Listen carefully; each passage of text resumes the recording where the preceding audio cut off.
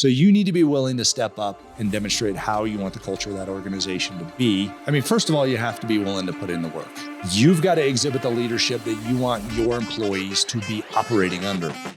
Welcome to Start With a Win, where we unpack franchising, leadership, and business growth. Let's go.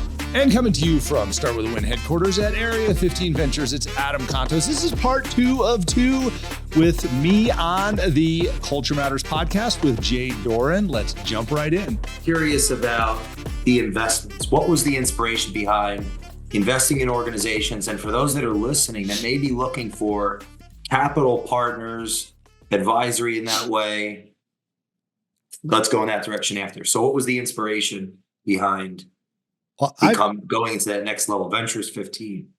Area 15 Ventures, yeah. So what did I say? Ventures 15, yeah, whatever. I don't know. Area 15 Ventures. There you go. That right, yeah. Yeah, so I left Remax because I wanted to invest in some businesses with the co-founder of Remax. He and I became very good friends. Dave Lineker, he's my mentor and best friend. And because I was the CEO of a public company that he was a large shareholder in, we could not buy companies together. It was a conflict of interest. And there's this public company rule book of about 40,000 pages called Sarbanes-Oxley. And they said, no, you work for this guy. He's a shareholder of yours, so you can't go buy businesses with him. I'm like, that's fine. I'll retire from Remax and he and I will go buy businesses. Wow. So ultimately, you want to start in an industry where you're relatively well-versed. So for instance, I know franchising. Real estate is secondary to franchising for Remax. Remax itself, while you know it as a real estate company, it's actually a franchise company that franchises real estate companies. So we had 9,000 franchise locations around the world, and I knew franchising very well. It's a regulated industry by the Federal Trade Commission, and as a result, I was very well versed in it. I thought, Dave, let's go buy some franchise companies or maybe start some up. And he goes, absolutely, love it. Franchising is fantastic. So franchising is helping build entrepreneurs, is ultimately what you're doing. So you have this network of small business owners, and your goal is to help them make more money. Because when they make more money, you make more money. And when you make more money, you can grow the brand, and it reciprocates and helps them because it creates brand name awareness, purchasing power, things like that for them to help do their business better. Everybody wins. That's a key thing that we have to focus on here. One of our key tenets in this organization is everybody wins. We want everyone to benefit. It's not we don't want you to buy a franchise just because we want you to buy a franchise. We want you to buy a franchise because we want you to create wealth. So that's how the whole thing works. So we got into franchising. We have a couple of different sandwich companies. We have Daddy's Chicken Shack, which is a fried chicken sandwich concept. And then we also have Porta Subs, which is a sub sandwich concept. And then we have a whole bunch of other smaller companies that we're invested in here and there. We're actually a franchisee of Harley Davidson dealerships. So we've got a couple dealerships there. And then we're getting into some tech startups owned by, can you see Buffett? Oh yeah. Yeah, there he Charlie. is. I went to my first shareholder meeting in 23. It was, oh wow. Got to see Charlie before he graduated. Yep. Yeah. Yeah, they've done some great work. So I'm curious about the everybody wins idea. Is part of that so is the focus on whatever the franchise's value prop is to the customer, as opposed to the franchisor profiting from selling the franchises?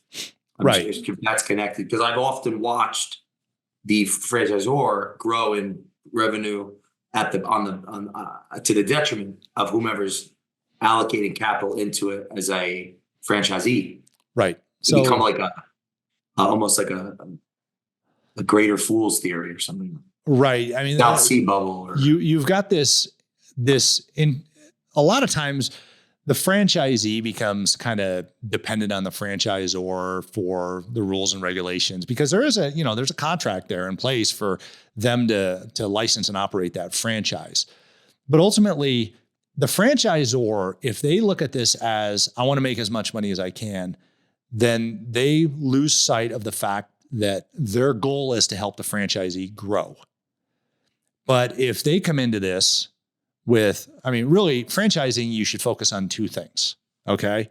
The first one is increasing franchisee revenue. The franchisor should be 100% interested in increasing franchisee revenue and helping control those expenses that revenue has to reduce. So ultimately, you take the revenue, you take out the expenses, that's where your profit is. The franchisor gets a percentage of the revenue. So if I help you increase your revenue, yeah, I win also, but you win at a larger scale than I win. And that's how it should be. Because I'm winning with a whole bunch of people, you're winning for yourself. Is the underlying philosophy that the franchisee then is they're the client? Yes. Not me. Right. Right. The customer, I'm the franchisor. Even if it's like below awareness. Right. If I think I'm the client, like I'm just going to make as many sales as possible. Yeah. The idea is the franchisee is the customer of the franchisor. And if that deviates, what happens? What are some of the ways that the franchisor can fail the franchisee? That would be my question. Well, first of all, not caring about them, caring more about revenue than their success. And once you start, becoming the police force of the franchise organization, that's when, it turns into a parent-child relationship where, you're not partnered with the child, you're enforcing the rules of life on the child, and nobody wants to be in that situation. It creates a difficult conversation every time you pick up the phone, because you don't want to pick up the phone as the franchisee and get chewed out every time going, why aren't you making more money? Why aren't you getting better grades? Why aren't you picking up your room? Things like that. I mean, a lot of times, the IRS. Yeah, exactly. Yeah. It just turns into a really difficult relationship. But if the franchisee looks forward to the calls of the franchisor because the franchisor is interested in their success, then it's a welcomed call. It's a trusted call, and the conversation is productive. So it's hey, we figured out this way that you can make more money. Let's try it together. So everybody has skin in the game in this. Act like it. So it's like if your trainer lost weight when you lost weight, do you think they'd be more interested in you losing weight? Absolutely, they would. Well, as a franchisor, we make more money when you make more money. So we are absolutely interested in you making more money. Is there a connection with short-term view, long-term view? Curious on your thoughts on. I think it has to do with, yes, you look at short-term and long-term, but in the short term, you look at how do we create the habits that create the long-term returns? Because we're looking for, as a franchisor, we want our franchisees to create generational wealth. That's really what it's about. But you create generational wealth one day at a time by increasing same-store sales. So if I can take you from having $3,000 days to $4,000 days, okay, wow, let's multiply that by a year or 5 years. So that's what we're shooting for and that's the first key piece is increase same-store sales. How do we increase same-store sales? Whether or not it's a brick and mortar store or a service organization or a real estate agent or whatever it is, how do we increase your ability to make more money today? And then the second piece of franchising is how do we increase the brand together? Well, there's balloons all of a sudden. I'm not sure what happened. That was good. That was cool. All right. What's the second piece? So the second piece is increasing the brand. So growing the brand itself, which means increasing the number of franchises out there. So when you're selling franchises, you grow in 3 different ways. Okay. One is somebody who's an existing franchise buys another franchise. That's how you increase your footprint. The second one is they refer you to one of their friends who they're like, hey, I love this franchise company. You should, my friend should buy one also. So you get a referral, get them to. And then the third one is you go out and organically find somebody who's not part of your franchise network to buy a franchise. But you'll notice one thing, the franchisee affects 2/3 of your growth. Your existing customer affects 2/3 of your growth. Now think about that in any business that you're in. If you looked at your existing clients and said, how can I grow my business? If you thought, wow, these people affect 2/3 of my growth, they're either going to buy more from me, they're going to refer somebody, or the third leg of that machine is I'm out organically finding new customers. 2/3 of your success comes from your existing customers. The brand piece, that's the parasocial element. Yep. But that the sustainability of it would be rooted in same store sales, which is connected to that mentor-mentee relationship. Correct. Franchisor, mentor, mentee is the franchisee. Like microeconomic, like who's walking in the door? What's that Chinese proverb? Man who can't smile, don't open shop, something like that. I love that. Yeah. So that interaction. This is a master class on franchise. For those that are listening that have interest in getting involved in that arena, what are some red flags they should look out for when they're interviewing companies to invest their hard-earned? Because I'm thinking of like everyday people, maybe they were an exec or an employee, or they've tried entrepreneurship on their own, like totally on an island, and now they're like, let me get behind this franchise. So what are some things to look for to say, oh, that's not the right institution, right? That's not the right franchise for me. Right. Well, I mean, first of all, you have to understand the culture of the organization. I mean, culture matters. And ultimately it comes back to, can you see yourself in that culture? Because the culture is not going to change to, around you. You're going to have to fit in that culture of that organization. So I would do some research on that organization, particularly on the leadership of that organization.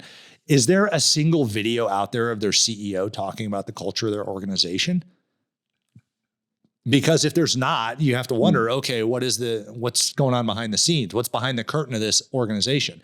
If you go and sign up for this company and figure out that the culture is not for you, you can't get out of that. You're in an agreement, typically a 5, 7, or 10-year franchise agreement. Wow. So I would learn about the culture of that organization before you do anything else. The second one is, can you see yourself operating the system that business operates within? So that system might be, let's say it's a service organization where maybe it's a coaching franchise. Can you see yourself following that coaching or that mastermind concept and buying into it and loving it? If it's a sandwich shop, can you see yourself loving that brand and that product and what it's all about? Because if you're not in love with it, you're not going to give it everything that you've got. I don't like sandwiches, but I want money, so let me do sandwiches. Yeah, you could do sandwiches. I mean, well, here's the reality though. You have to love the concept and how it operates. So you don't have to get high on your own supply, but you have to enjoy the supply chain. Correct. You got to love this. But here's the reality is, if you love chocolate, I don't want you owning a chocolate company necessarily, because all you're going to do is eat your product. Oh, interesting. So, you'll get sick of it. You have something that sure you like it, like our sub sandwiches or high quality meats and cheeses. People are like, I love this. I'm like, okay, can you eat it every day? No, our fried chicken, I can't eat fried chicken every day. Yeah. Maybe the founder of the franchise might've been like all hopped up, but maybe those that are operating that former. I would say you like the product, but you don't have to live on the product. So pick the culture, do your due diligence, see yourself operating the system. Is there another that you'd advise? I think, do an adequate amount of diligence and have adequate capital to get going. Don't go into something going, I'm going to try and cheap this. There's a pro forma for each of these different franchise companies. There's something called a franchise disclosure document, which is a federally regulated document. There are 23 sections to that. They're called items. So there's 23 items in there. And items 5, 6, and 7 discuss the financials around opening a franchise organization. If you can see yourself handling those financials, then great. And then item 19 is kind of a balance sheet for the whole thing. So you take a look at, can I see myself doing this? Because if you can't, then you just bought yourself another paycheck, and you're going to be angry at yourself as your boss because you're the boss. So you'll be angry at yourself. What you're doing when you buy a franchise, you're not necessarily going and working as an employee in a company. You're buying the rights to a system to run your own company within that system and brand. You're the boss. So can you see yourself running that business based on those financials and those requirements in order to create those rough profits? And then if you want to scale it, you open another one, you open another one, you open another one, you become a holding company. And that's where you really create wealth, is multi-unit franchising. I was just listening to a book by Guy Hands, as an investor, and he would mention at the end of the book that his family, for generational wealth purposes, was interviewing for a long time to acquire all of the Scandinavian, I think it was Scandinavian, McDonald's, and how that was going to create this generational, and it was these hundreds and hundreds of, it was like this multi-nine-figure. And it was pretty amazing to listen to that story. And then here we are talking about it. So it is something that people do to set themselves up, their families up. So my follow-up on that is, for the listeners that could be interested in that, as a franchisor, investor, advisor, coach, what are some things you're looking for to say, this person may think they're fit for that, but that doesn't suit them? So we could disqualify some of the people that are listening. Right. I mean, first of all, you have to be willing to put in the work. A franchise is not an ATM machine. You don't walk up to it and it hands money to you. You have to put in the work. It is a job. And you start off as an owner operator 9 times out of 10. Even if you wanted a McDonald's, you have to be back behind the register. You got to be making fries, things like that. Every franchise company wants you to start as an owner operator, unless you're going in and just buying multiple franchises. Then you better have some really good management team that is experienced in that franchise brand. But the reality is, you need to be willing to get your hands dirty a little bit and go in and learn the business. And it's fantastic because, I mean, it doesn't take long. Most franchise companies have fantastic training programs. You'd be like, wow, I just learned a whole bunch about this. Like when we bought the Sub Sandwich Company, I went to Sandwich University and I learned how to make sandwiches. And I'm like, whoa, I'm 52 years old. I had no idea that's how you make a good tasting sandwich, but that's fantastic. So, I mean, the reality is, you need to be willing to stand behind the register and talk to the customers. If you're not willing to do that, I don't necessarily know that you're cut out to be an entrepreneur, because entrepreneurs, you need to be willing to talk to customers. And they're like, well, no, I want to be a business owner. The reality is, you've got to exhibit the leadership that you want your employees to be operating under. And if they see you do it, they will do it. That's how you build a great culture in your small organization that is a franchise someplace. How the boss operates, how the boss talks, how the boss reacts. And I say reacts because, let's say you have a customer who's having a bad day and they come in with a chip on their shoulder. If you pound on the table and cuss them out, guess how your employees are going to be treating the next customer? Pounding on the table and cussing them out. If you're in a team meeting and you're pounding on the table and cussing out your employees, guess how your managers are going to treat those employees? The same way. So you need to be willing to step up and demonstrate how you want the culture of that organization to be. And it does take a fair amount for people to do that, because they might leave the corporate environment and go, I want to buy a franchise, which is typically where franchisees come from. A lot of times they come from the corporate environment. They're like, I've retired, I've got a little bit of money, I'm going to invest it in my future and my family's future, and I don't want to work for anybody but myself. So we always say you're in business for yourself, not by yourself, in franchising.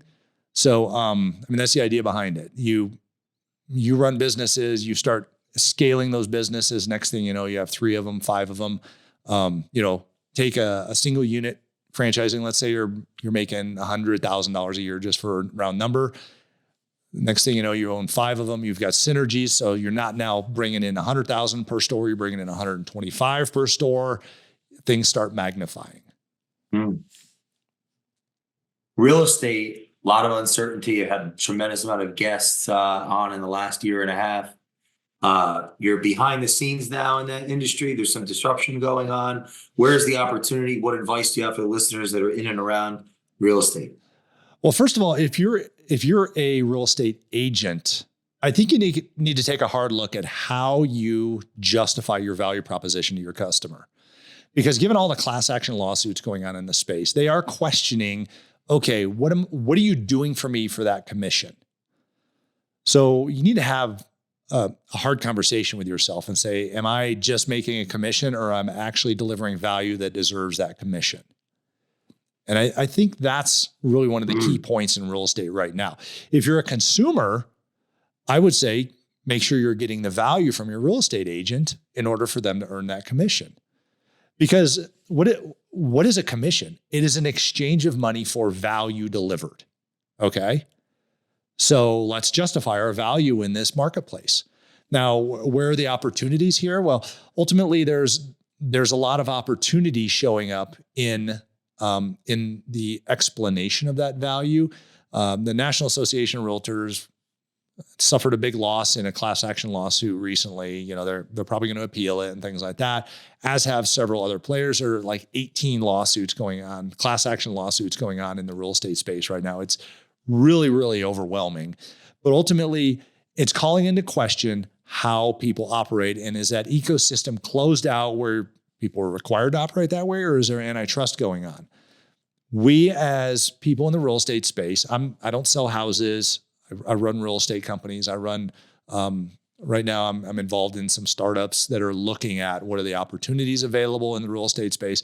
But ultimately, what it comes down to is, how is the consumer being treated, and is the value being justified to the consumer by the agent for that commission? And some of the control of the information in the process, I think there's going to be some decoupling going on, meaning the people have to be a member of National Association of Realtors and their state association of Realtors and their local board of Realtors in order to be part of the MLS, in order to be able to sell and display listings from that MLS. But ultimately, I think some of that is going to create some opportunities for disruptors to come in, some new tech plays to come into the space. So I keep an eye on the real estate space. I think it's going to be exciting over the next couple of years. Let that alignment will break, be misaligned. So new opportunities will come in to serve the people that want to be in those roles. Yep. As they change, you're saying. Yeah. Every time there's change happening, every time there's some sort of some change, a rule change or law change or anything like that happens in an industry, it opens the doors for new entrants into the business space. So what's going on right now is absolutely going to change the real estate space. Will we see new entrants? Yes, we will. We will see different companies pop up. We will see different tech providers pop up. We will see different opportunities for consulting pop up. But realistically, it's going to come down to value delivery, like any other business is. There must be value for money in any business. And where is that value gap going to occur in the real estate space? If you're listening to this podcast, I challenge you to share this episode, leave a comment, leave a review on the Culture Matters podcast.